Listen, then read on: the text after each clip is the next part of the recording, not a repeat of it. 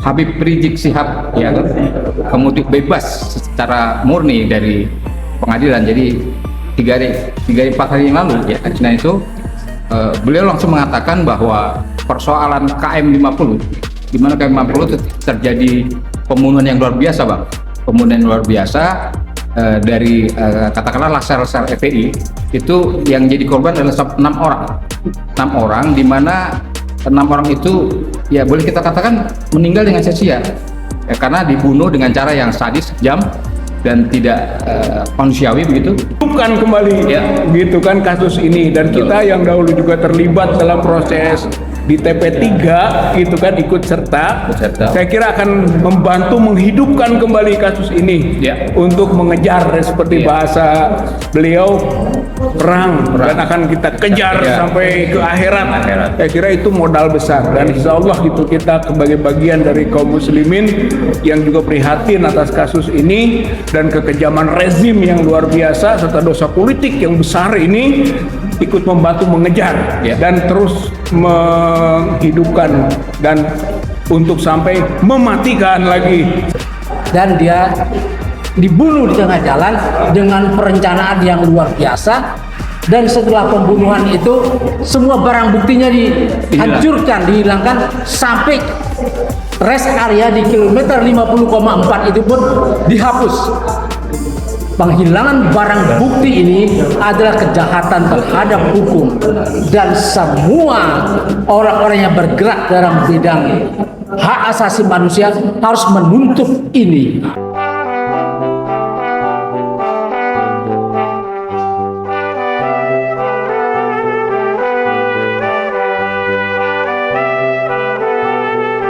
Assalamualaikum warahmatullahi wabarakatuh. Waalaikumsalam. Ya sahabat semua, pada sore hari ini kita dari UI Watch ya akan membincangkan dan mendiskusikan di antara rekan-rekan saya semua ini, yaitu ada Bang Rijal, sudah selamat datang juga dari Bandung nih ya, Bang Rijal Fadilah yang sudah mungkin tidak asing dalam kalangan dunia YouTube gitu ya. Kemudian Bang Ishak Rais, Dr. Ishak Rais, Ishak Rafiq. Demikian juga yang selama ini selalu katakanlah mengulik berbagai isu yang berhubungan dengan persoalan ekonomi, politik juga begitu ya, dan kaitannya dengan hak asasi manusia juga. Nah, kesempatan yang membahagiakan ini, sore ini kita akan mencoba untuk membahas terhadap satu hal yang sebetulnya ini sudah berlangsung hampir 4 tahun lalu, Bang. Itu sekitar Desember 2020 ya, 2020 ya, Desember. Jadi hampir 4 tahun lalu, di mana 2 hari yang lalu sekira Habib Rizik Syihab ya kemudian bebas secara murni dari pengadilan. Jadi 3-4 hari yang lalu ya, nah itu beliau langsung mengatakan bahwa persoalan KM50, di mana KM50 itu terjadi pembunuhan yang luar biasa, Bang. Pembunuhan yang luar biasa dari katakanlah sel-sel FPI itu yang jadi korban adalah 6 orang, di mana 6 orang itu ya boleh kita katakan meninggal dengan sia-sia ya, karena dibunuh dengan cara yang sadis, kejam dan tidak manusiawi begitu ya. Dan menurut kami itu sampai saat ini terus terang kasusnya tidak terungkap atau belum terungkap ya. Walaupun pernah ada sidang, Bang. Sidang itu kira-kira di tahun sekarang 2022 ya lalu ya, itu yang jadi terdakwa tuh hanya 2 orang. Itu pun juga diketok sampai ada Mahkamah Agung, itu ujungnya dibebaskan. Jadi kalau menurut kami sampai sekarang peristiwa unlawful killing ya, nah, seperti itu nggak terungkap atau belum terungkap. Oleh karenanya Habib Rizik tuh bersumpah, Bang. Iya, setelah bersumpah beliau mengatakan bahwa sampai kapanpun kami kejar sampai dengan di akhirat katanya. Sampai di neraka pun juga saya kejar kasus ini. Nah, oleh karenanya kita membahas ke persoalan unlawful killing ini seperti apa dan bagaimana prospek penyelesaian hukumnya terhadap kasus ini, dan kita tetap berharap bahwa kasus ini akan bisa diusut kembali, Bang, tuntas ya, seperti itu. Nah, saya minta persepsi ataupun pendapat dari rekan-rekan saya semua ini. Mungkin dari Bang Rijal Fadila dulu ya. Kira-kira seperti apa? Atau Bang Sakrafi dulu. Silakan Bang Rijal. Baik, Bang Riju, ya, terima kasih. Yang pertama tentu saja mabruk ya, selamat ke IBHRS ya. Betul. Bahwa beliau telah bebas sekarang dan makbul apa yang menjadi harapan dan cita-citanya. Amin. Secara spiritnya dikabul oleh Allah, ya, Amin. dimudahkan. Amin. Gitu. Dan kita tentu mengapresiasi bahwa spiritnya itu luar biasa sampai menyatakan perang gitu kan terhadap pelaku penganiayaan atau pembantaian terhadap 6 pengawal ARS tersebut. Ya, saya kira proses peradilan yang waktu itu dagelan ya. Itu hanya main-main saja Setuju, saya setuju. dan tipu-tipu bagi masyarakat yang sebenarnya semua tahu bahwa itu bukan, Ya, seperti atau itu kamuflase aja. kamuflase Ya. saja gitu kan, karena ada pelaku lainnya Kalau yang zaman dulu Bang disebut peradilan sesat.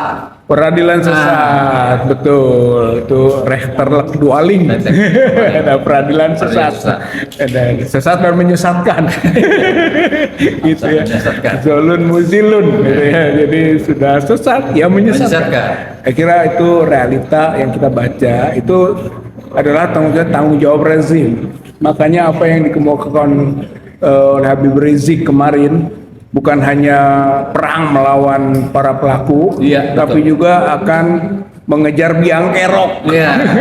Ada bahasa biang kerok. Betul. Ya, biang kerok itu pasti akan mengkerucut kepada aktor intelektualnya Iya. atau penentu kebijakan politik. Nah, kenapa Itu yang paling penting, Bang. kenapa kita sebut dengan kebijakan politik? Karena ini pembunuhan politik.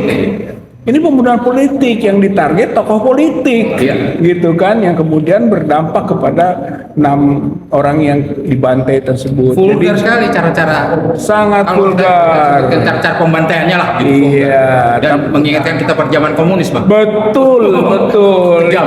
Itu sebenarnya masih kita bisa kualifikasi seperti yang sering disebut itu syuhada itu. Oh, iya betul. Ya kan, itu syahid itu. Syuhada, ya. Karena mereka sedang mengawal untuk satu tugas pengajian, gitu kan, tugas-tugas dakwah yang akan dilakukan oleh keluarga dari Habib Rizik. Jadi syuhada betul gitu kan. Dan dalam Al-Qur'an wala taqulu lima yuqtalu fi sabilillah amwat bal ahya walakin la tash'urun. Jadi jangan kau bilang orang yang mati di jihad fisabilillah mati, tapi hidup. Ya. Hanya kau nggak tahu. Ya. Nah, buktinya sampai sekarang masih hidup. Ya. Itu kasus ini nggak mati. Iya, walaupun udah 4 tahun yang lalu Bang. Walaupun 4 tahun yang lalu, walaupun sudah ada pengadilan, walaupun sudah ada tersangka, tapi masih hidup ini.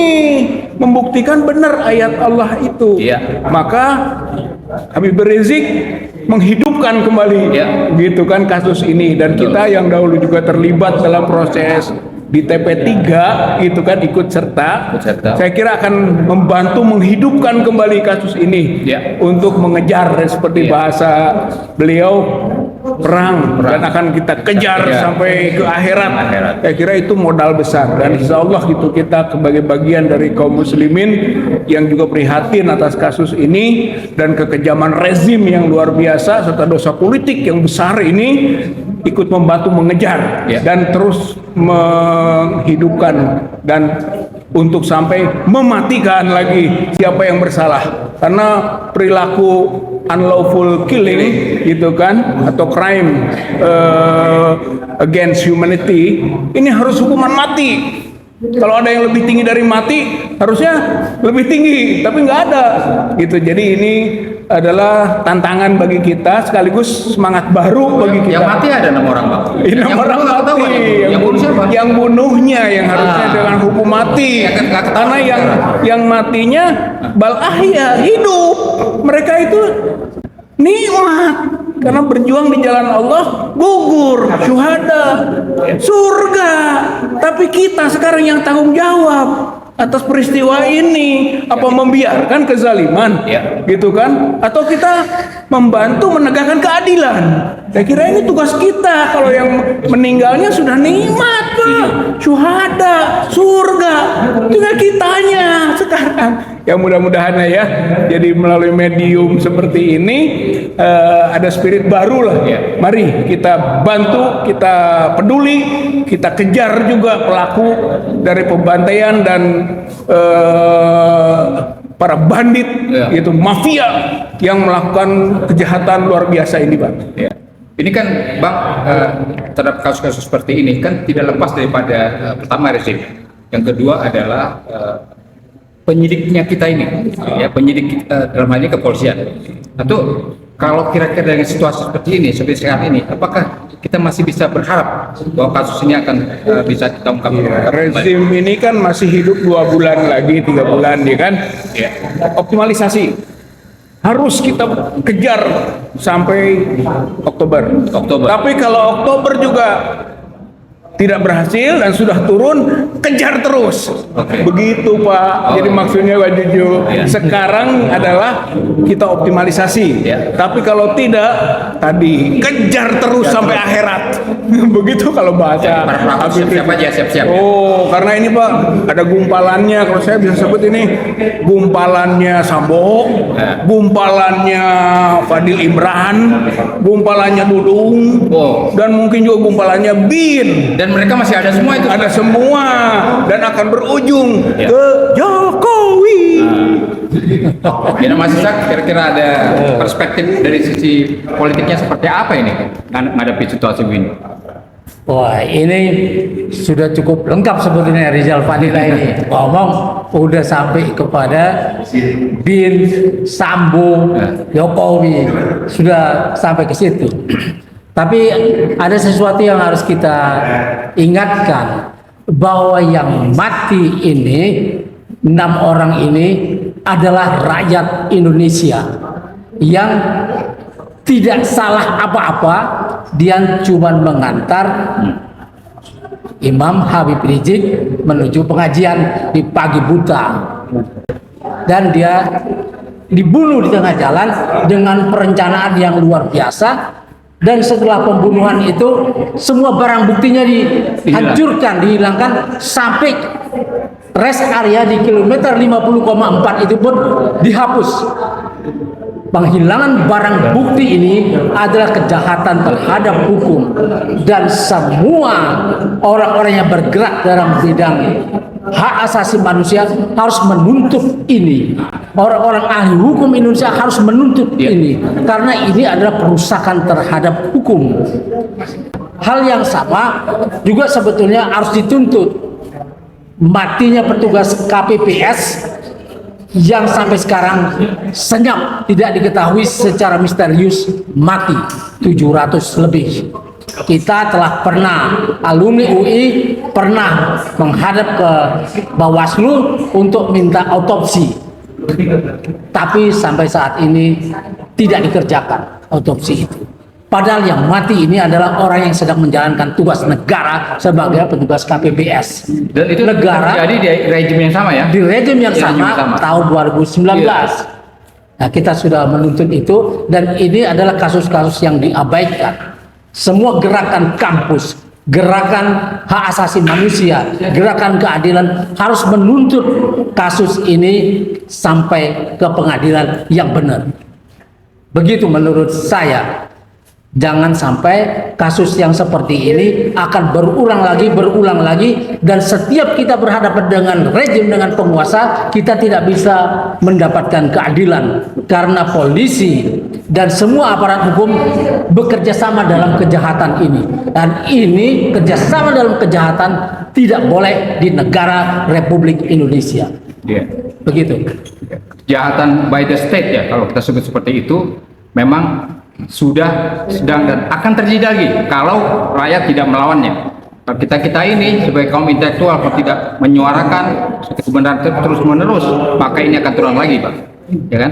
Oleh karenanya wajar sekali Habib Rizik sebagai seorang tokoh muslim yang besar di Indonesia, dengan kejadian ini beliau bersumpah, kan tadi sudah dikatakan, tetap akan mengusut dan mengadili orang-orang itu yang sekarang ini berkeliaran dengan bebasnya. walaupun secara hukum bukti-bukti hukum banyak yang dilenyapkan, ya banyak yang dihilangkan, ya, tapi itu tidak akan menghilangkan keadilan itu sendiri. Begitu Bang, kira-kira Bang.